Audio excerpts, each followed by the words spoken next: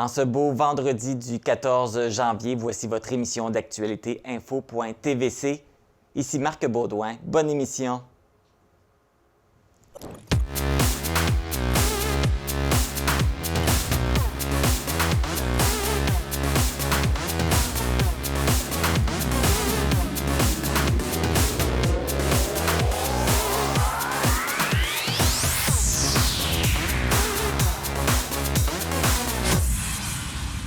Bon vendredi à tous et à toutes après cette semaine très froide.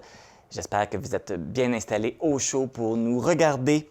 On va débuter avec les statistiques de la COVID-19. Cette semaine, dans la vallée de la Matapédia, on recense 53 nouveaux cas, ce qui nous mène à 952 cas depuis le début de la pandémie. Et actuellement, il y a 105 cas actifs. Hier, le premier ministre François Legault a annoncé un assouplissement des mesures. Comme convenu, dès lundi, les élèves des écoles primaires, secondaires, l'éducation des adultes et la formation professionnelle seront de retour en présentiel en classe. Le couvre-feu sera également levé lundi et dès le 23 janvier, tous les commerces pourront réouvrir le dimanche. Et le lendemain, le 24 janvier, les commerces qui ont une superficie de plus de 1500 mètres carrés plutôt, devront exiger le passeport vaccinal, sauf les magasins d'alimentation et les pharmacies qui sont considérés comme des biens essentiels. En raison de la fermeture des salles de spectacle qui se poursuit, Diffusion Mordicus a reporté les spectacles qui étaient prévus pour le mois de janvier. C'est le cas pour le spectacle de Fred Pellerin qui devait avoir lieu le 27 janvier et qui est reporté au samedi 26 novembre 2022. C'est le même scénario pour l'artiste local Guez qui devait faire sa résidence le 22 janvier. C'est également reporté. Actuellement, la date n'est pas encore déterminée, mais les détenteurs des billets seront contactés lorsque la date sera déterminée. La municipalité de Saint-Tarcisius a publié un message sur sa page Facebook pour indiquer à ses citoyens d'être vigilants.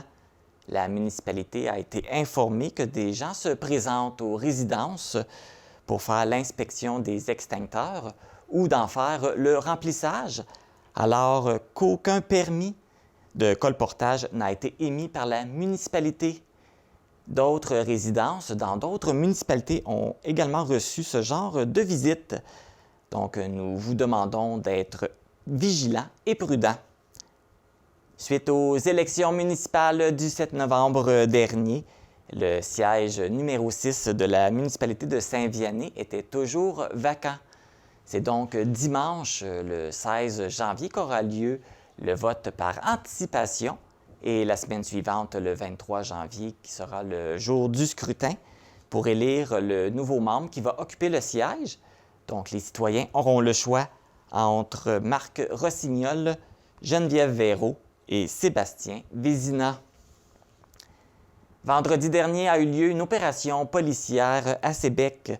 Les policiers de la Sûreté du Québec de la MRC de la Matapédia ont procédé à l'arrestation d'un homme et la saisie de stupéfiants. Le suspect, qui est un homme dans la trentaine de Sébec, avait réussi à prendre la fuite avant d'être maîtrisé par les policiers. Des stupéfiants ont été retrouvés à bord du véhicule, soit une douzaine de grammes de cocaïne, plus de 1000 comprimés de méthamphétamine, près de 20 grammes de cannabis et près de 20 comprimés de codéine. L'homme pourrait faire face à plusieurs chefs d'accusation, soit d'entrave, de fuite, de conduite d'un véhicule alors qu'il était sous l'ordonnance d'interdiction de conduire, de conduite dangereuse, de bris de probation et de possession de stupéfiants en vue d'en faire le trafic. Pour une deuxième année consécutive, la fête des moissons est annulée. Mais la MRC de la Matapédia tient tout de même à souligner la part des 27 bénévoles qui se sont impliqués pour l'année 2021. Depuis quelques jours, la MRC diffuse le portrait individuel de chacun des bénévoles sur sa page Facebook. Nous vous invitons à aller la consulter. À l'émission aujourd'hui, on vous présente une première entrevue d'une série de 3. Je me suis entretenu avec la mairesse d'Amqui ainsi que les maires de Sébec et Cozaspscal pour discuter avec eux comment ils entreprennent la première année de leur mandat en tant que maire. Et cette semaine, on vous présente l'entrevue réalisée avec le maire de Cozaspscal, Régent Félix Lagacé. Avec la fermeture des centres de conditionnement physique au début de l'année, le centre Gym Art Fitness propose des activités en ligne et des activités extérieures pour inciter les gens à continuer de bouger malgré les mesures qui sont mises en place. On vous parle également de la 25e édition du Télé-Radioton qui sera présentée sur nos ondes le 23 janvier prochain. Et bien entendu, la formule a été un peu modifiée pour s'adapter aux exigences de la COVID-19. Tout d'abord, les municipalités du territoire ont présenté leurs prévisions budgétaires pour l'année 2022. Vous avez probablement déjà reçu un document par la poste expliquant les modifications et certaines municipalités ont également mis l'information sur leur site Internet. Donc, c'est sûr que nous ne pourrons pas vous présenter tous les budgets de toutes les municipalités à travers l'émission, mais après la pause, on vous présente le budget de la MRC de la Matapédia avec la préfète Chantal Lavoie.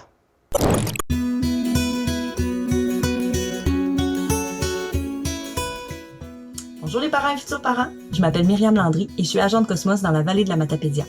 Aujourd'hui, dans ce 2 minutes de capsule, je vous présente Qu'est-ce que Cosmos? C'est quoi les activités et les initiatives qui sont présentement en cours et qui pourraient vous intéresser et où il faut s'abonner pour ne rien manquer de ce qui se passe dans la vallée pour vous et votre famille. Bon visionnement!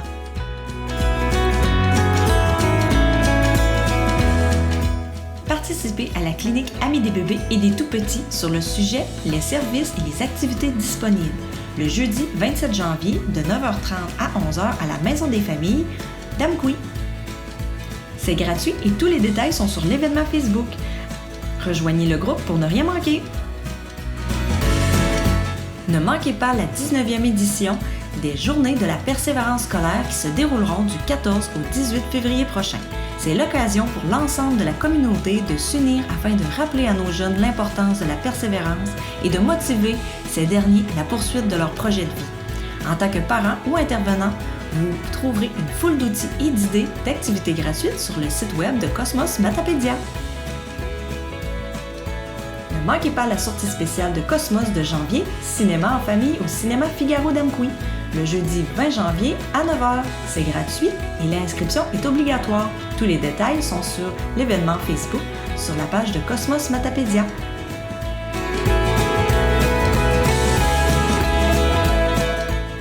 Abonnez-vous à la page Cosmos Matapédia sur Facebook et ne manquez rien de ce qui se passe pour les familles 0-30 ans de la Matapédia.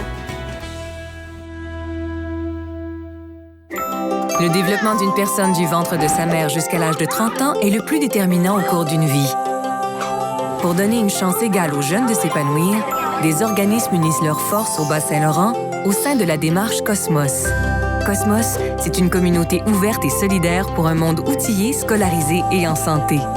Nous sommes de l'éducation, du réseau de la santé, de la petite enfance, du milieu municipal, du secteur de l'emploi et du milieu communautaire. Notre ambition? Soutenir le développement des jeunes de 0 à 30 ans pour favoriser une entrée scolaire réussie, de saines habitudes de vie, la persévérance scolaire, une intégration réussie au marché du travail et dans la société. Ensemble, nous réalisons une foule de projets. Par exemple, des ateliers de développement du langage, d'éveil à la lecture, des activités préparatoires à l'entrée à l'école, des occasions d'échange et de soutien entre parents, des projets d'exploration de métiers pour les jeunes, le soutien à la création de jardins, de parcs et d'activités pour que les jeunes puissent bouger et grandir en santé. On fait tout ça ensemble, et bien plus.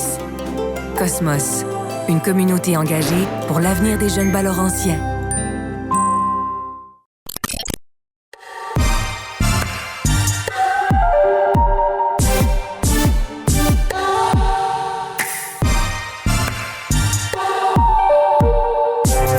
N44.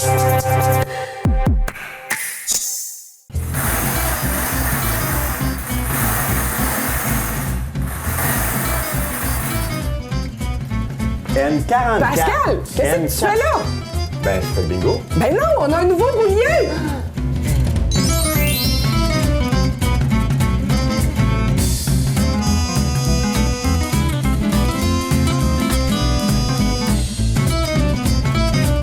Rejoignez-nous au Télébingo ce dimanche à 12h30. Le mois de décembre et parfois le mois de janvier sont les mois où les municipalités et les MRC doivent adopter leur budget pour la nouvelle année. Donc, on est avec Chantal Lavoie, préfet de la MRC de la Matapédia, pour parler du budget 2022 pour la MRC. Bonjour Chantal. Bonjour. Ça va bien? Très bien, merci. Donc, on parle du budget et on a une bonne nouvelle. Cette année, il y a une hausse de budget. Ah ben là, ça Et dépend puis- à qui qu'on parle, une bonne nouvelle. Bien, c'est toujours une bonne nouvelle de savoir qu'on a de l'argent à dépenser et qu'on a de l'argent à investir. Là, cette année, on en a. Oui, mais pour le citoyen, quand on entend une hausse de budget, on voit une hausse de taxation, on voit... Fait que c'est pour ça que je dis OK. c'est un peu relatif. Il faut être prudent dans les hausses. Il faut être extrêmement prudent, puis il faut voir aussi où sont justement ces hausses-là. Parce qu'au niveau du budget de la MRC, on a plusieurs bailleurs de fonds. Ce n'est pas seulement que les cotes-parts. OK. C'est pour ça, oui, c'est une bonne nouvelle, mais dépendamment de comment on l'utilise puis d'où proviennent les fonds. Bon, fait que c'est après l'entrevue, on va savoir si c'est une bonne nouvelle ou une mauvaise nouvelle. Bien, c'est sûr que je pense que c'est... Puis il ne faut pas oublier que la prévision budgétaire, c'est un budget. Donc, une prévision budgétaire, c'est toujours une photo d'une projection qu'on se fait dans le temps. Si on prend, par exemple, il peut y avoir des événements qui arrivent, des situations qui surprennent aussi, qui font que notre budget peut être à la hausse ou à la baisse en cours d'année. Fait qu'on l'a vu beaucoup, là, entre autres, avec la pandémie, des projets reportés. On reporte des soldes d'une année précédente à une année subséquente pour être capable de remplir les mandats, pour de finaliser des dossiers. Fait que c'est juste pour rassurer que c'est pas nécessairement coulé dans le Oui. béton. Il peut y avoir des changements en cours de route, selon les situations. Exactement. Puis la proportion des cotes-parts aussi est relative au pourcentage, justement, du budget. C'est un pourcentage du budget. Fait que quand il y a une hausse, bien, il y a une hausse souvent aussi à ces niveaux-là. OK. Des fois, puis là, par exemple, pour l'année 2022, il y a beaucoup de transferts financiers qui proviennent du gouvernement pour, justement, soutenir des enveloppes à laquelle la MRC doit travailler ou peut remettre aussi en subvention, par exemple, aux entreprises. Donc, il y a beaucoup de transferts qui sont là. C'est pour ça que je dis qu'il faut faire attention, il faut regarder d'où provient l'argent également. C'est quoi qui explique cette hausse-là? Bien, c'est sûr qu'il y a un poste budgétaire qui est important au niveau de la MRC, qui est la gestion des matières résiduelles. Donc, OK. ça, c'est plus difficile de savoir exactement d'une année à une autre comment ça va coûter parce que ça dépend des quantités qu'on doit traiter, des quantités qu'on doit transporter, puis le prix du marché. Fait que pour traiter des matières, qu'on prend le bac bleu, le bac brun ou le bac vert, bien, des fois, il y a des hausses de traitement des matières. Fait qu'on est sujet à cette hausse-là. Et des fois, c'est rarement des baisses, là, je le dis, là, parce qu'il ne faut pas penser que ça va à la baisse, c'est plutôt rare. Ça peut arriver, mais c'est plutôt rare. Et les quantités, bien évidemment, on se base sur des quantités historiques. Donc, on prend les années précédentes pour se faire une idée de l'année. Fait qu'il y a un gros budget, une partie là-dedans qui vient de la gestion des matières résiduelles, sur laquelle la MRC n'a pas de contrôle. Parce que ça, le contrôle, on l'a dans nos maisons, dans nos foyers, avec nos bacs aussi. Fait que quand on dit aux citoyens, quand vous traitez vos matières à la maison, c'est vraiment c'est très important, mais ça a un impact sur la facture puis sur la participation financière de chacun. L'autre poste budgétaire aussi, c'est le service incendie. C'est aussi beaucoup de normes à respecter, il y a beaucoup les lois, les règlements, tout ça. Donc, il faut avoir toujours des choses de conformité et tout ça. Fait ça, c'est sûr que c'est un budget aussi qui est assez dispendieux pour la MRC. Ça prend une grosse partie du budget, je pense. Ben oui, les postes budgétaires que je vous dis là, c'est quand même des postes budgétaires importants, effectivement. Puis on a le service de développement aussi qui a quand même un budget important, mais comme je vous le dis, c'est beaucoup des transferts gouvernementaux à ce moment-là, parce que c'est de l'argent que le gouvernement transfère à la MRC pour pouvoir mettre en place certains programmes, tous les programmes d'aide financière, entre autres, sont là-dedans. Durant la pandémie, il y a eu des enveloppes supplémentaires aussi que le gouvernement a adressées à la MRC pour la gestion.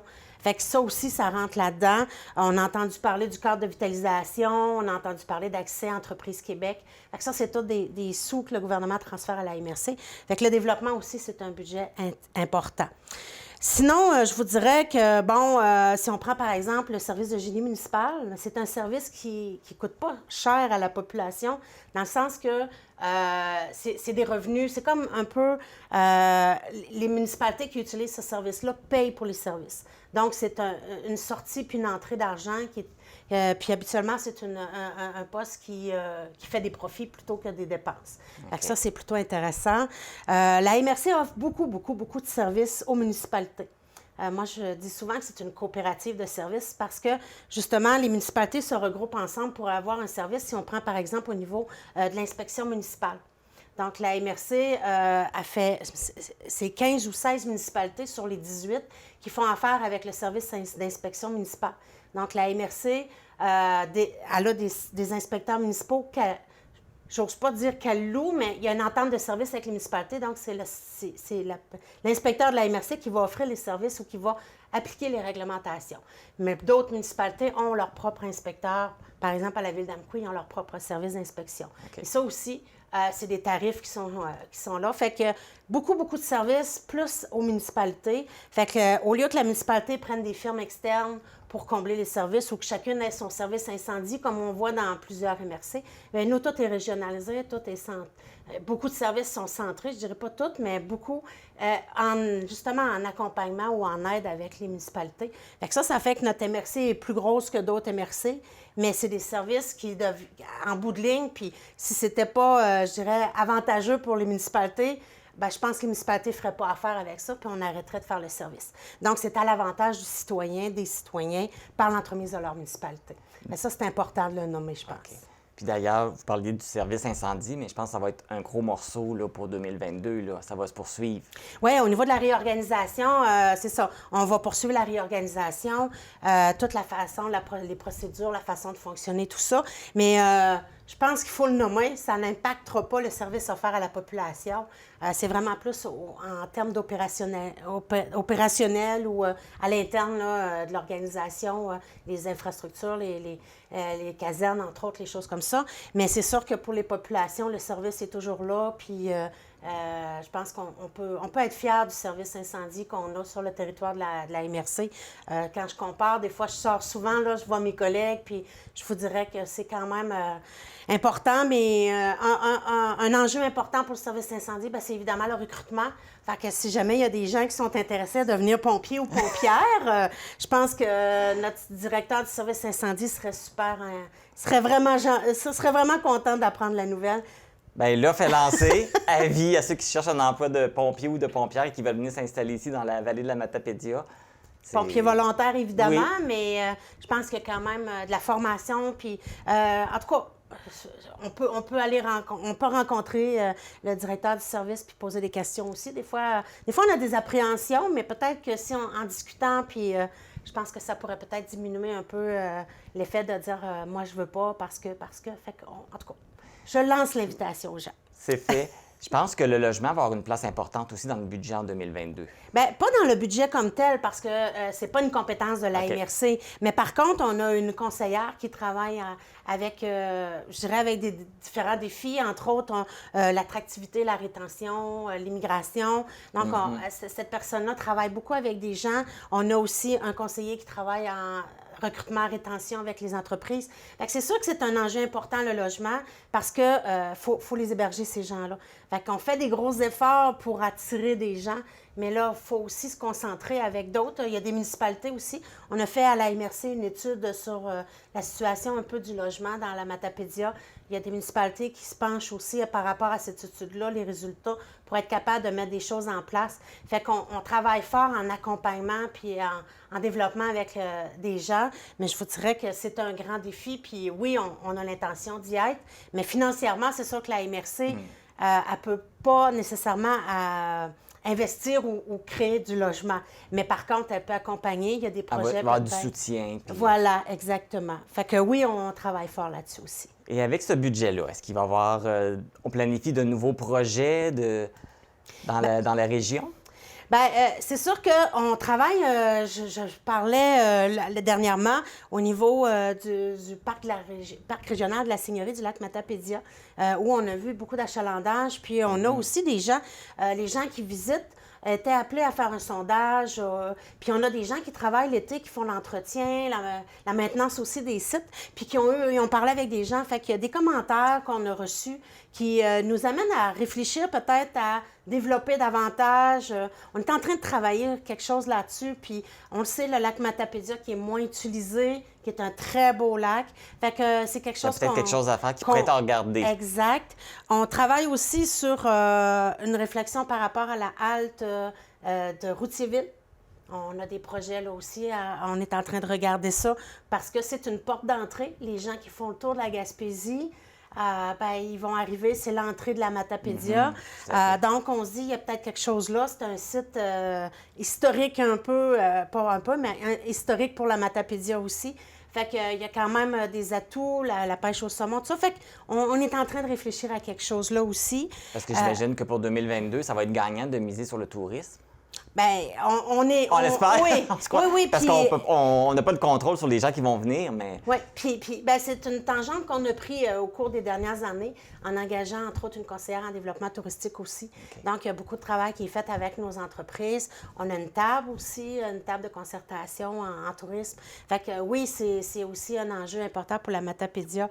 Donc, on travaille à ça, effectivement. Mettre l'accent sur le tourisme. Oui, exactement. Puis, je pense que 2022, en tout cas, présentement, j'ai été invitée là, à une couple de centenaires, et parce qu'il y a des festivités. Il y en a beaucoup, on dirait, cette année, mais c'est parce qu'il y a des centenaires qui ont été reportés, hein, parce qu'on n'avait pas... On ne pouvait pas se rassembler. Fait qu'il y a beaucoup d'activités cet été, là, donc de la visite de l'extérieur qui va venir nous voir. Fait que je pense que ça va être le fun de bien les accueillir, puis de se donner le mot pour se faire une beauté. Puis, fait qu'on travaille aussi dans ce sens-là. On a des conseillères là, qui travaillent avec les milieux, toutes les municipalités. Fait qu'il y a beaucoup d'activités cet été. Oui. Je pense que dans Matapédia, ça va bouger toute la saison, mais c'est sûr que l'été, c'est beaucoup...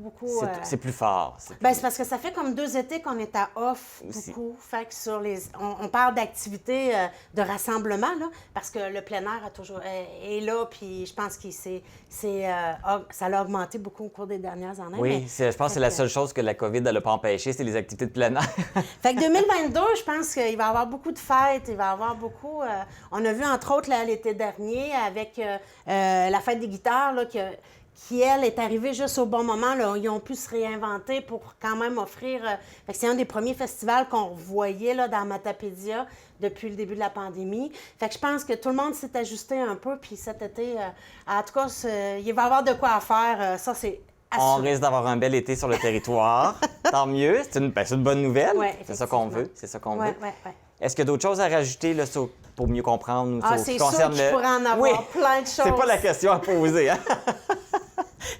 Mais c'est sûr que pour la MRC, on s'ajuste beaucoup aussi avec ce qui se passe sur le territoire. Présentement, là, on réfléchit. On a plein d'idées, on a plein de projets en tête. Il y en a qui sont moins avancés, mais on essaie toujours de regarder tout ça ensemble aussi, même par secteur. Avec les municipalités, on travaille étroitement avec les municipalités aussi. Fait qu'on continue d'être en accompagnement.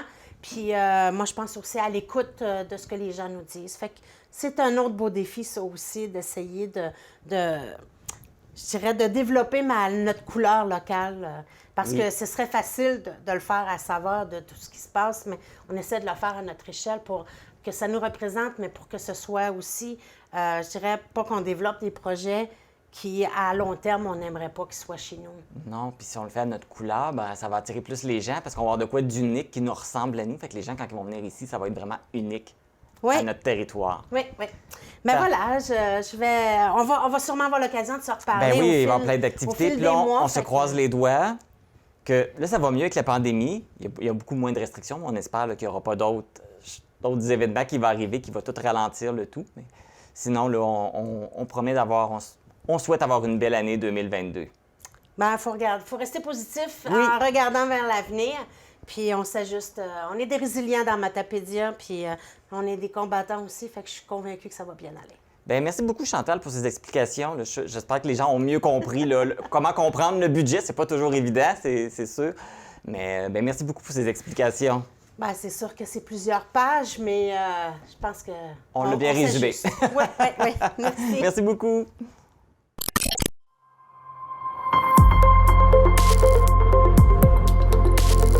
Pour connaître ce qui se passe chez vous, dans la vallée de la Matapédia, TVC Matapédia, on s'y retrouve partout. De nouvelles mesures ont été mises en place depuis le début de l'année par le gouvernement du Québec qui nous ramènent dans une sorte de reconfinement avec la fermeture des salles à manger, des restaurants, la fermeture des salles de spectacle, des cinémas et bien sûr des salles d'entraînement. Donc justement, on va parler de ça parce que là, les gens n'ont plus accès à un gymnase. Donc, mais c'est quand même important de continuer à se tenir en forme et faire des exercices. Alors, je discute avec la copropriétaire du gym Art Fitness, Mme Jackie Castonguay. Bonjour, Mme Castonguay. Allô, ça va bien? Oui, ça va bien. Encore une fermeture à subir, c'est pas évident, hein? Oui, non, c'est pas évident, c'est la 4e fois, donc, mais on veut pas dire ça, mais on commence à être un peu habitué. Puis on s'y attendait un peu cette fois-ci. Donc, on est plus préparé. Ben, même si c'est pas le fun, on sait plus comment se revirer sur un dizaine. Oui, c'est ça. On voit on avance tranquillement là-dedans, même si on sait pas qu'est-ce qui s'en vient, là, on trouve quand même des solutions. D'ailleurs, c'est pour ça qu'on se parle aujourd'hui, Oui. parce que justement, vous avez mis des solutions en place justement Ouais. pour permettre aux gens de continuer à bouger, parce que même si on est en période de pandémie, c'est important de bouger, de faire de l'exercice. Mais là, vu qu'on n'a plus accès à un gym, il y a d'autres solutions, il y a d'autres possibilités. Quand on veut bouger, il y a toujours des solutions, comme tu l'as dit. Puis, c'est vrai que c'est important de bouger, même en pandémie, parce que souvent, c'est moins accessible et qu'on a tendance à être plus sédentaire. Mais bouger, c'est bon aussi pour son physique, mais surtout pour sa santé mentale présentement. Je pense que c'est ça qui est nécessaire.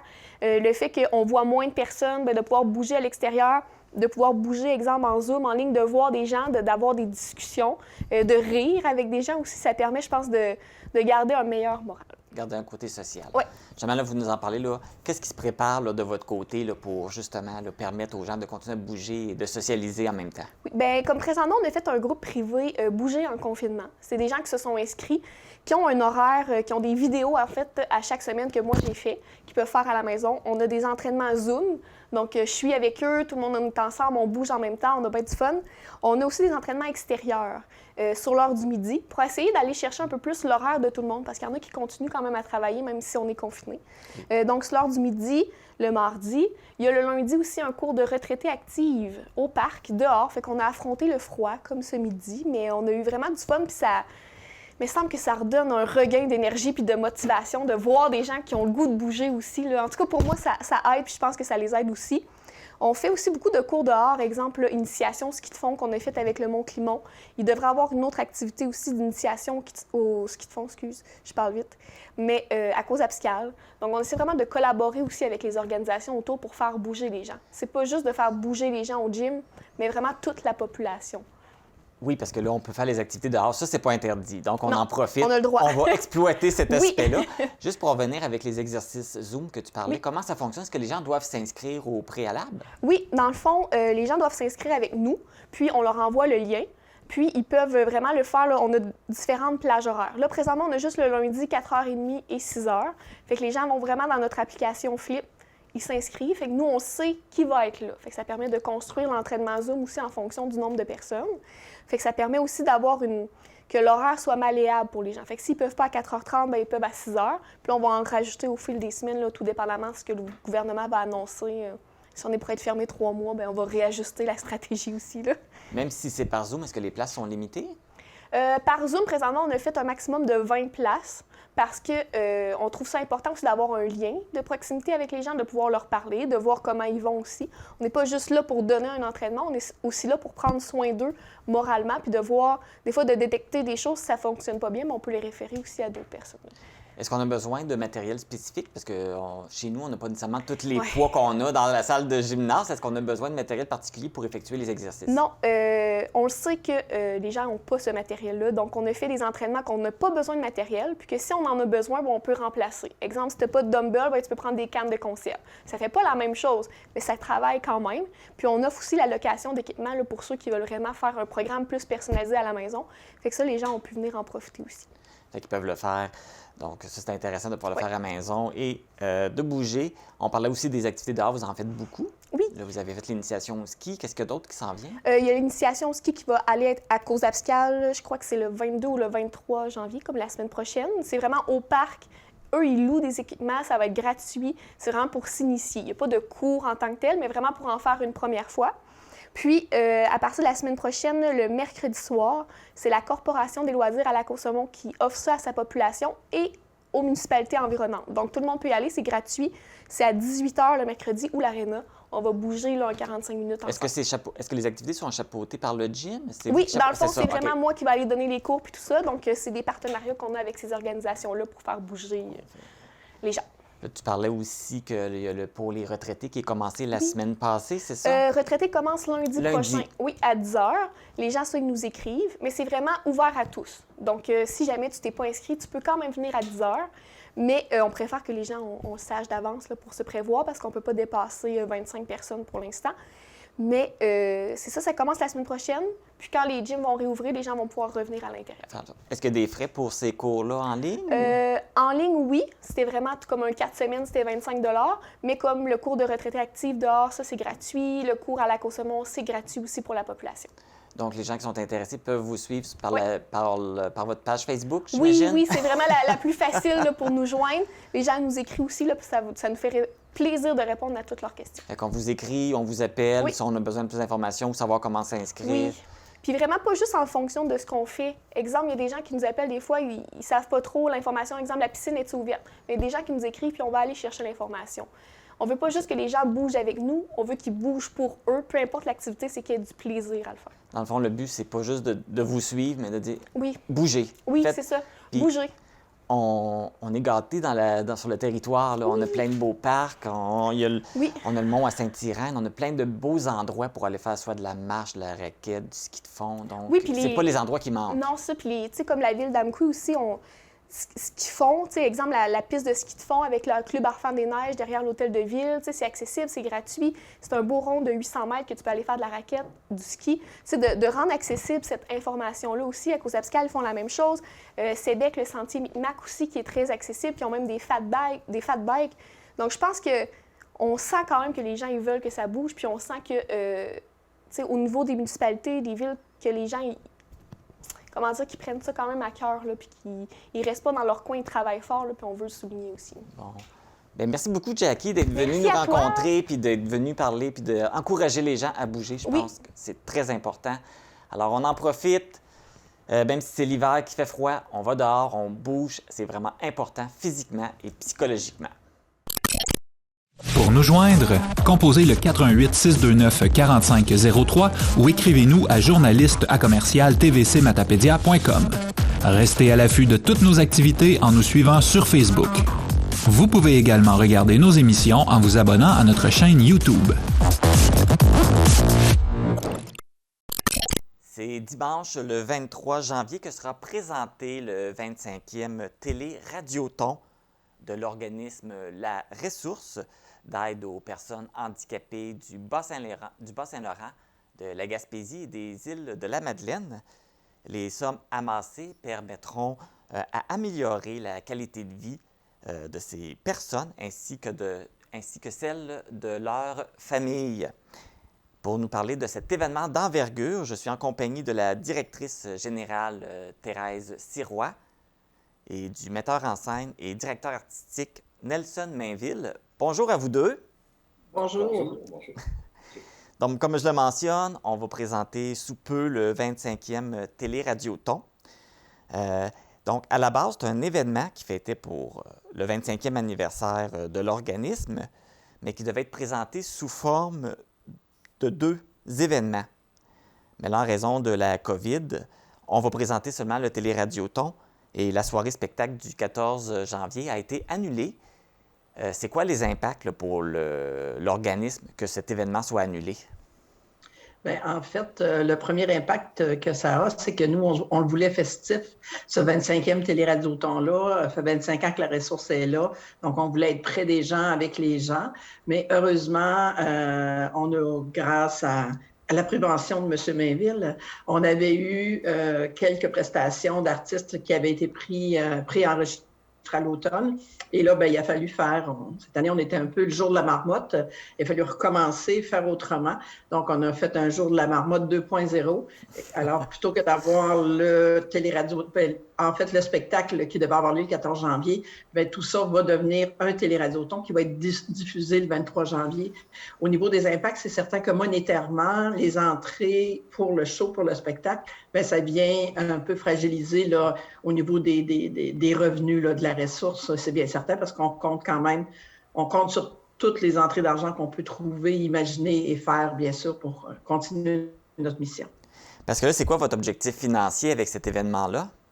L'objectif financier de l'événement, c'est 300 000 annuellement. C'est minimum ce qu'on a besoin à la ressource pour poursuivre, pour continuer à donner les services à nos membres. Heureusement, depuis quelques années, on a quand même un meilleur soutien du réseau de la santé, du CI3S, du Bas-Saint-Laurent, entre autres, mais on a besoin de sous parce que les besoins des gens, de nos membres, le service qu'on leur offre, ça évolue avec le temps, puis ça a encore plus évolué au cours des 2 dernières années. Si nous, on trouve que nos vies ont été difficiles dans les 2 dernières années, imaginez-vous dans la peau d'une personne handicapée durant 24 heures, loin de sa famille, très souvent pas capable de voir les intervenants, difficile d'avoir des rendez-vous, difficile de prendre un transport adapté. Donc, on sait que les besoins sont là, le répit, les familles sont épuisées. Donc, c'est dans ce but-là qu'on va travailler fort pour que la prochaine édition soit un succès afin de continuer à leur donner un coup de main. Oui, parce que comme vous mentionnez, la pandémie a créé des besoins supplémentaires, dans le fond. Oui, tout à fait. Je vous dirais que c'est exponentiel parce que les contraintes qu'ils avaient, ces personnes-là, avant la COVID, si on veut les comparer à nous, exemple, nous, on avait nos petites contraintes quotidiennes, puis parfois, on a un petit bouton quelque part, puis on se le gratte, puis on se dit, on n'est pas chanceux, on est donc bien malheureux. Mais ces personnes-là, c'est à l'année, c'est 24 heures sur 24, très souvent depuis leur naissance, suite à un accident ou peu importe. Et ils doivent conjuguer avec toutes ces complications-là déjà qu'ils ont, plus la COVID. Je vous dirais qu'il y a des gens au niveau physique, mais au niveau émotionnel, au niveau mental aussi. C'est très difficile pour toutes ces personnes-là. Et là, votre objectif de 300 000, c'est juste avec le téléradioton ou c'est pour l'ensemble de toutes les activités que vous faites dans l'année? En fait, c'est l'ensemble des activités qu'on fait durant l'année. C'est sûr que là, il y a eu ça aussi, à cause de COVID, plein d'activités qu'on a dû annuler, canceller, modifier, faire autrement.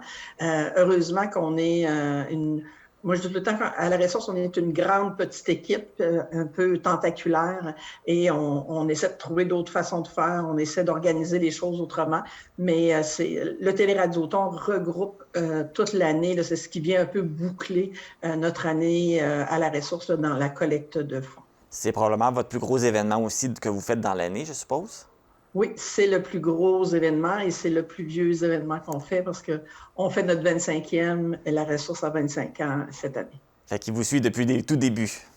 Oui, c'est lui on l'a créé, on l'a fait dès la première année, puis il est là, c'est ce qui nous a maintenus en vie toutes ces années-là, c'est certain. Justement, là, on est là pour parler du téléradioton. On en est rendu où dans la planification là, de cet événement-là?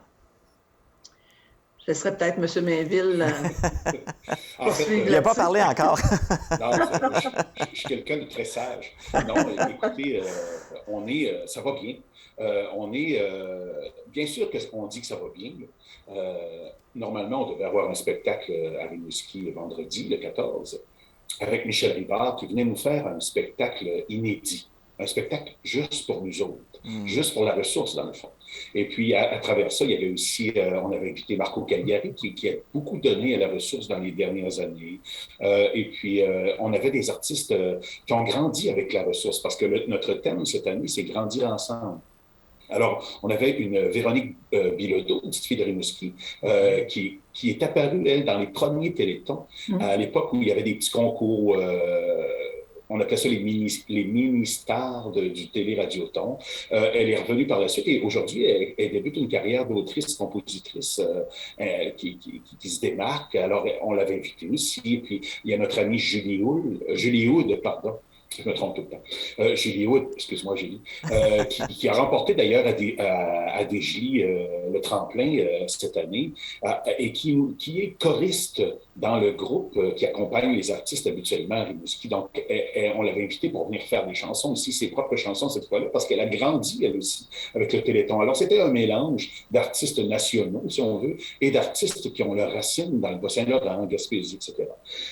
Ça, c'était le spectacle du 14. Évidemment, on a dû l'annuler à cause de ce que vous savez. Monsieur Omicron s'est pointé. Ils nous mettent le trouble.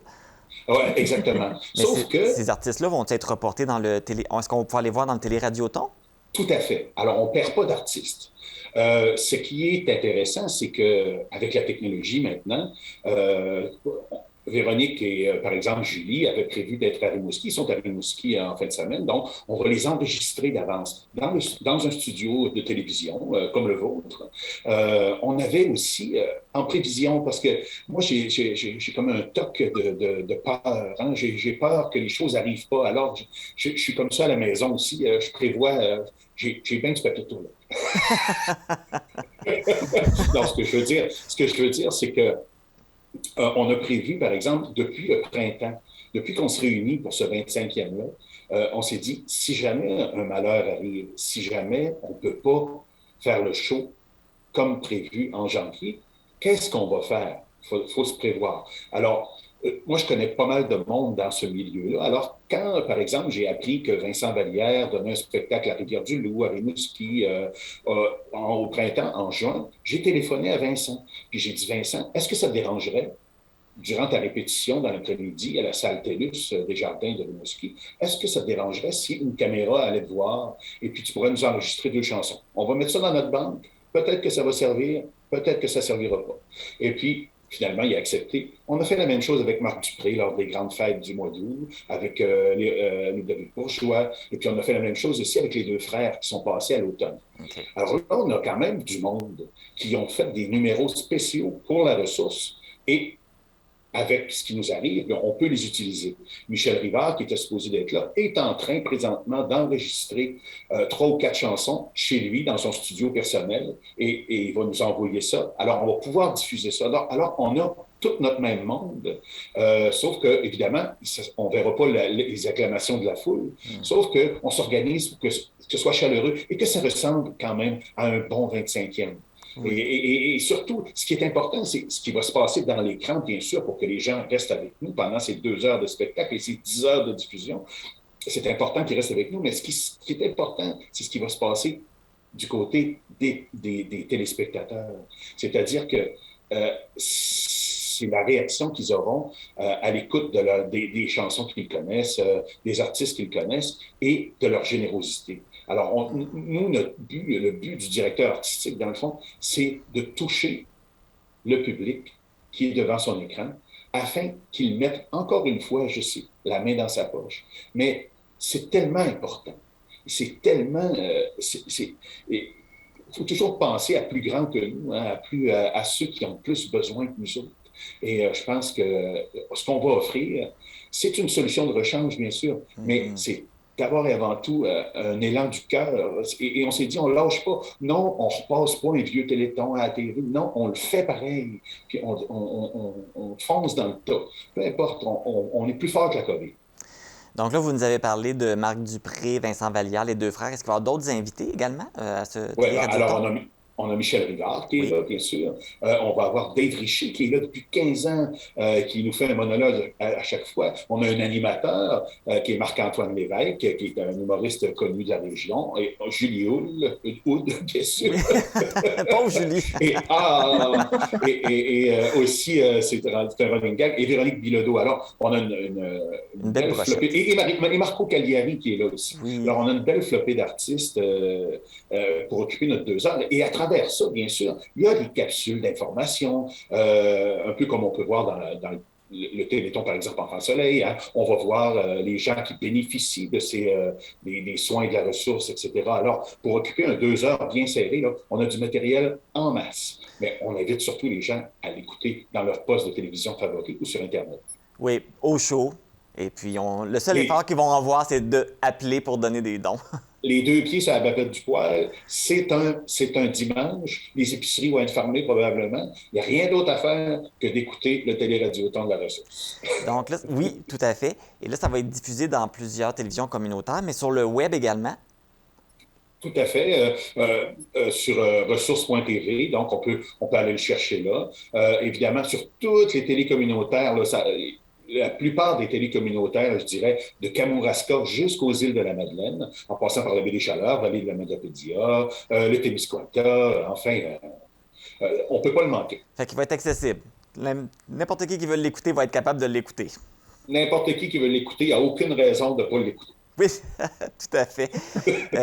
Un gros projet comme ça ne se monte pas tout seul. Je pense que vous avez plusieurs partenaires également dans la réalisation de ce projet-là. Thérèse, oui. Oui, tout à fait. On a un partenaire, Mégascène, qui est là depuis 25 ans, depuis les tout débuts, au niveau de tout ce qui est logistique, de sonorisation et tout ça. Cette année, on a Desjardins qui a embarqué avec nous aussi, qui parraine toutes nos têtes d'affiche au Téléradioton. On a plein d'entreprises, plein de gens de cœur, plein de bénévoles qui s'impliquent d'année en année, là, depuis 25 ans. Il y a des gens qui sont là depuis le tout début de la ressource. La ressource, c'est un organisme tissé serré, on entend souvent cette expression-là, mais nous, on peut dire que c'est vrai qu'on est tissé serré. C'est un organisme de cœur entouré de gens de cœur. Donc, on ne peut pas faire autrement que d'être attirer les gens qui viennent, nous disent toujours, les artistes nous le témoignent souvent, quand ils viennent à la ressource, ils sentent le lien familial, ils sentent qu'on est une belle gang, puis qu'ils reviennent, ils sont toujours contents de revenir nous voir, puis nous, on est heureux d'accueillir tout le monde, c'est certain, puis on remercie toutes les stations, les télés communautaires, les médias, sous toutes ces formes. On ne serait pas là après 25 ans avec les moyens qu'on avait au départ et tout ça, sans l'appui de tous ces médias-là. C'est essentiel là, dans notre survie, c'est bien certain, là, depuis les tout débuts. Parce que c'est un gros travail. C'est combien de temps organiser un événement comme celui-là? Parce que là, Nelson parlait qu'il a contacté des artistes l'été passé. Fait que c'est quasiment... Vous le finissez puis vous préparez quasiment celui de l'année suivante. Exactement. On en termine un, puis on recommence l'autre. On ne peut pas faire autrement. Puis parfois, on est en train d'en faire un, puis on se dit « Ah, l'année prochaine, on pourrait faire ça aussi. » Fait que non, étant donné, comme on le disait tout à l'heure, c'est notre événement, notre plus gros événement de l'année. Il est essentiel à notre survie, donc on le pense longtemps d'avance, on le porte longtemps d'avance, c'est sûr, mais c'est à chaque jour. Je pense qu'il n'y a pas une journée durant l'année où il n'y a pas quelque chose qui se passe en lien avec le Téléradioton dans sa préparation. Et là, on se souhaite quoi pour ce Téléradioton? Bien, en fait, on souhaite des gens à l'écoute, bien certains. On souhaite que les gens ouvrent leur cœur, qu'ils soient généreux avec la ressource. On souhaite une meilleure année à venir pour tout le monde dans toutes les sphères qui nous habitent. On demande aux gens d'être généreux, c'est bien certain. On souhaite atteindre puis même dépasser notre objectif si c'est possible, parce que tout ce que la ressource a en supplément, elle peut le redonner à ses membres. Et c'est notre leitmotiv, c'est ce qu'on fait depuis 25 ans, c'est ce qui nous anime. Donc, c'est certain qu'on souhaite que ça poursuive comme ça, qu'on continue à avoir l'appui des gens, des donateurs, des entreprises, de nos partenaires qui sont avec nous là, depuis les tout débuts. Est-ce qu'on sait approximativement combien de gens vous aidez? Oui, en fait, sur l'ensemble du territoire de la ressource, le bonhomme à l'an, c'est aux alentours entre 1000 à 1200 personnes minimum qu'on aide par année. Depuis 25 ans, on a récolté et remis en service aux membres plus de 6 500 000 $ dans un organisme régional comme le nôtre. Là, je pense que c'est assez exceptionnel. Et à chaque année, on répond de 3 000 à 4 000 demandes d'aide sous toutes ses formes, autant au niveau du renseignement, de l'écoute au niveau de l'aide financière pour de l'achat d'équipements spécialisés pour des camps de vacances. On a mis sur pied des nouveaux projets au cours de la dernière année, un répit longue durée pour les familles qui sont, comme je le disais tout à l'heure, vraiment épuisées. Donc, on continue, nous, de progresser puis de grandir en même temps que nos membres. Puis grandir avec les besoins de nos membres, c'est vraiment ce qu'on fait depuis 25 ans. Bon, bien, on souhaite que ça continue encore et aussi bien. Bien, merci beaucoup à vous deux pour le temps que vous nous avez consacré. Merci. Et on invite les gens à être généreux. Et c'est le 23 janvier que le Télé-Radioton sera présenté sur nos ondes. On vous invite à aller consulter notre grille horaire pour connaître les heures exactes de diffusion.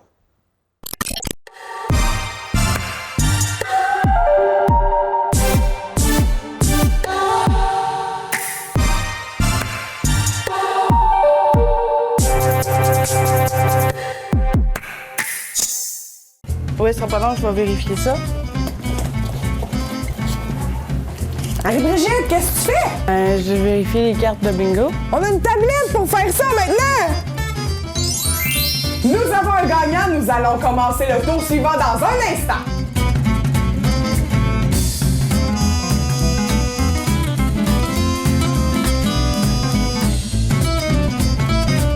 Rejoignez-nous au Télébingo ce dimanche à 12h30.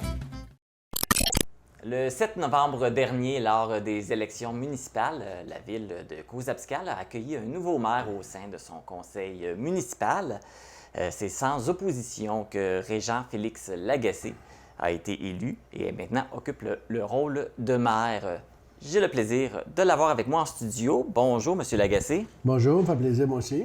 Oui, et puis la première question que je me pose, peut-être que d'autres personnes se posent la même question, qu'est-ce que ça signifie le surnom Félix? Tout le monde le sait. T'as juste à venir à Cozaspcal, tu vas le savoir. Ah bon, OK. Je suis dû pour une visite à Cozaspcal. C'est parce que quand on était un peu plus jeune, on allait à l'école, bien, il donnait tout le temps le nom de ton père. « Hey, Félix, incite », parce que mon père s'appelait Félix. Okay. Puis ça a resté pour moi. Tout le monde ne va pas à Cozaspcal demander Régent. Peut-être mieux là parce que je suis maire, là, mais Félix sort plus souvent que Régent. Fait que donc, pour les gens de Cozaspcal, vous êtes Félix Junior. C'est ils quasiment ça. m'appellent Félix. Bon. Là, ils ont commencé à m'appeler Monsieur le maire, puis je n'aime pas ça. Je dis appelez-moi Félix. Félix le maire. Donc, voilà. Donc, ça va être votre première expérience à la mairie. Qu'est-ce qui vous a amené là, à vouloir justement devenir maire de Cozaspcal? Pas nécessairement la première expérience à la mairie, comme je te le disais tout à l'heure. J'ai été sur le conseil de la ville, peut-être 20 quelques années, je me souviens plus. Là. Puis il y avait un maire qui s'appelait Raymond Hott. Puis Raymond Hott a lâché son mandat. Puis là, ça a tombé que c'était moi parce qu'il fallait poursuivre ça comme à MRC. Puis ça fait que j'ai fait à peu près 3 ou 4 mois maire. Puis honnêtement, j'étais pas maire tout seul parce qu'on était 2 maires. Parce que ce temps-là, le temps que j'ai été maire, c'était le temps de la fusion. La fusion, c'était tous les rangs de Cozaspcal. Puis c'était Denis Bastien qui était maire. Fait que moi, j'étais maire par intérim pendant, je sais pas, comme tu le disais, 3 ou 4 mois peut-être, là. Puis Denis, je connais notre semaine. Denis, une semaine, l'autre. Puis ça a fini par une élection, puis c'est Denis qui l'a emporté. OK. Mais vous avez quand même touché un petit peu à ça. Oui. Puis j'avais fait le mandat de conseiller, là, peut-être 4 ans en mars, je pense, sûrement. J'avais fait le mandat, là. Et vous avez touché à ça, c'est pour ça que vous avez dit, bien là, je vais me présenter comme maire, vous aimeriez... C'est pas la raison pourquoi je me suis présenté comme maire, où j'avais toujours pensé que j'aimerais ça revenir. Mais quand j'ai arrivé, puis j'ai vu qu'il n'y avait pas de maire en élection, pour moi, je trouvais pas ça normal qu'il n'y ait pas de maire à Cozaspcal. Dans notre ville, c'est pas... Il me semble que ça marche pas, ça fonctionne pas. Fait que j'ai déposé mon nom au tout début. J'ai dit, il va sûrement venir quelqu'un qui m'aime pas, puis qui va venir se présenter contre moi. Mais ça n'a pas arrivé, ils m'aiment tous. Ou qu'ils m'aiment pas tous, ils chiolent pareil, mais ils peuvent pas chialer parce qu'ils sont pas présentés. Bon. Justement, vous me parlez de ça, vous me parlez de ça au début, avant qu'on commence l'entrevue. Vous auriez aimé ça, vous, avoir la compétition? Vous auriez aimé ça, mener une vraie élection? J'aurais aimé ça parce que j'ai vu des choses qui étaient pas dire... élisez pas, comment dire, élire n'importe qui comme ça. Fait que moi, j'aurais aimé ça qu'il y aurait eu une opposition. Puis il n'a pas eu. Ça fait que la personne ne peut chialer. Donc, là, vous me mentionnez aussi, là, vous avez commencé, vous avez eu une première réunion du conseil. Là, vous connaissez les conseillers qui sont autour de vous. Comment ça se passe jusqu'à maintenant? Ben, c'est comme pas assez long, je vais te dire honnêtement, là. C'était une belle rencontre, mais c'était la première. Ça fait que il y a plein de choses qui sortaient, là, de la présentation du monde. Puis là, tu arrives comme ça fait que ça va bien. Ça va bien. On va finir par se connaître comme il faut. Fait que ça augure bien, là, le travail d'équipe va il s'implanter. reste Code-Fiscal, tout le monde se connaît, hein? Mm-hmm. Ça fait qu'on va faire le possible. D'ailleurs, c'est quoi votre vision pour Cause Abscale? C'est quoi vos intentions? Avez-vous déjà des idées de ce que vous aimeriez accomplir dans la vie? Oui, j'aimerais ça que ta TV communautaire s'en vienne à Cause Abscale. Pour quelle raison? Ben parce que j'aurais pas eu beau venir ici, vous auriez dû nous voir. Ah, vous nous trouvez loin, vous nous trouvez loin! non, je t'hésite pareil. Non, ce que je vois, moi, c'est l'ancien conseil, l'ancien maire qui était là, ils ont commencé un travaux de la passerelle, c'est merveilleux. Puis là, je suis sur la continuité de ces choses-là, mais c'est pas moi qui ai fait, là, c'est juste parce que c'est là pour l'instant. Puis avec le temps, on va regarder. Cette année, il y a le 125e de Code-Fiscal. Il y a bien des petites choses qui vont me venir en tête, puis il y en a peut-être d'autres, mais là, je ne sais pas au juste, je ne peux pas te dire. Vous allez aller au jour le jour, Ben, un peu comment ça avance. Là, pour le moment, c'est de reprendre ce qui est commencé. Puis là, c'est comme je te disais, c'est de rapprocher tout le conseil puis qu'on travaille ensemble. Ça, c'est une priorité pour moi qui serait plaisante, ça, qu'on se mettrait là et on travaillerait pour pas mal la même chose. On dirait on prend des idées des autres puis tout mettre ça ensemble. Oui, puis c'est sûr, là, avec le 125e, ça va être intéressant. Ouais, là. Vous allez sûrement faire des choses particulières, des activités spéciales? Sûrement, mais là, je peux pas te les nommer. C'est pas moi qu'il y a un conseil sur le 125e. J'ai pas fait la tournée de toutes les personnes que je devrais voir, comme ceux qui s'occupent de Matamaja, ceux qui s'occupent du 125e. Ça en fait quand même un petit peu à faire, là. Puis, faut aller tranquillement si on ne veut pas s'en renverser bien. Oui, bien, de toute façon, vous avez 4 ans devant vous aussi. Fait que vous avez le temps de réaliser plein de choses. Oui, mais c'est pour ça que j'ai juste 1 mois et demi en arrière de moi. Je peux pas t'en dire long. Il faut commencer quelque part. C'est sûr. Et là, on parlait aussi, on vit la période de la pandémie de la COVID-19 aussi, qui vient souvent mettre des freins à des activités, à des projets.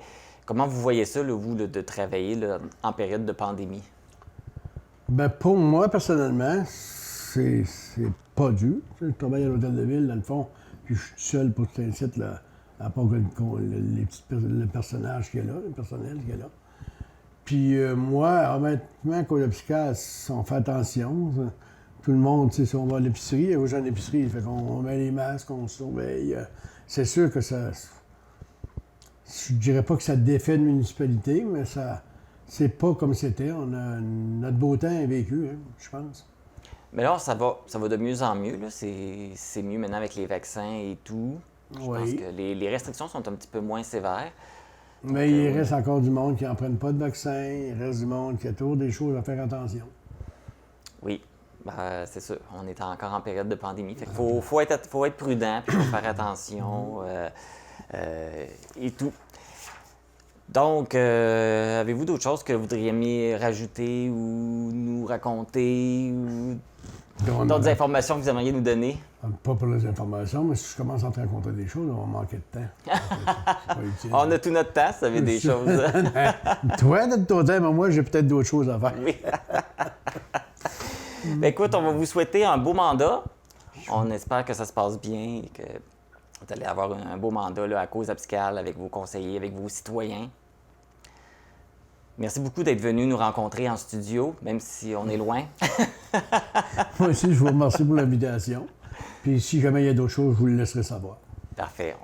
Ça nous fera plaisir de vous reparler pour d'autres projets ou pour d'autres situations. Ben, gênez-vous pas, si vous êtes gêné, c'est votre qui est pire. Merci beaucoup. Bonne journée, merci. Informatique Barest est responsable de l'entretien du matériel informatique de votre TVC. Informatique Barest, vente et réparation d'ordinateurs, services commerciaux et résidentiels. 418-629-INFO. C'est ce qui met fin à cette édition du 14 janvier de Info.tvc. N'oubliez pas le Télébingo qui va avoir lieu ce dimanche avec 700 $ en prix à gagner. Et dimanche, on joue avec la carte noire. Donc, je vous souhaite une bonne fin de semaine, une bonne semaine. Il va faire beau. Allez profiter, prenez l'air, allez jouer dehors. Moi, je vous revois la semaine prochaine.